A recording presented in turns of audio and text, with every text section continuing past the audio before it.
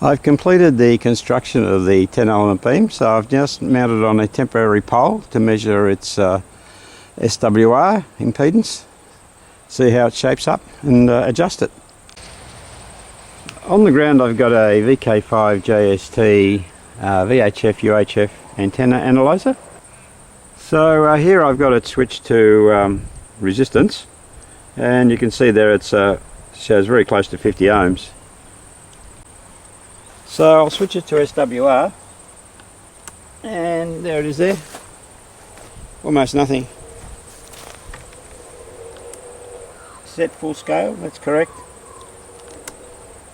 SWR, 50 ohms, pretty good.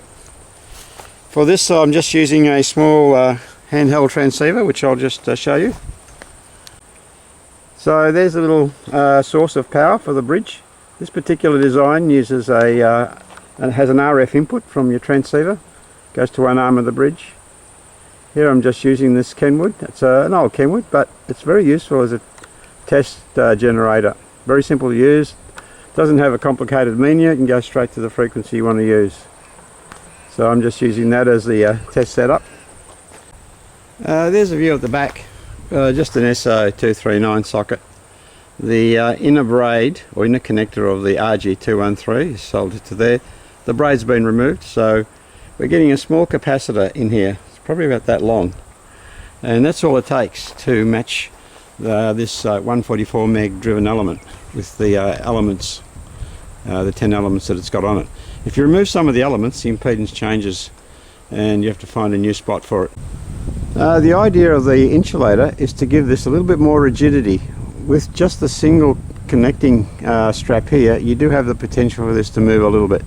So I've put an insulator here, and I'm just going to put some glue around it just to keep it in place. The moment it's loose, so that I can move the adjustments in and out. Here's a closer look at the connecting bracket between the driven element and the gamma match.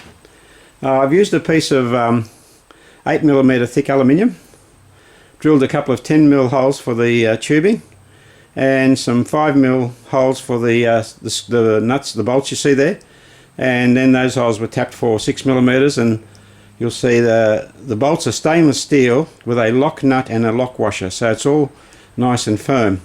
I did try some straps bent around a bit of tubing, but I think this was a better way to go. They're a little bit hard to shift back and forth easily, whereas this way it just slides along quite nicely. So that's the connecting bar.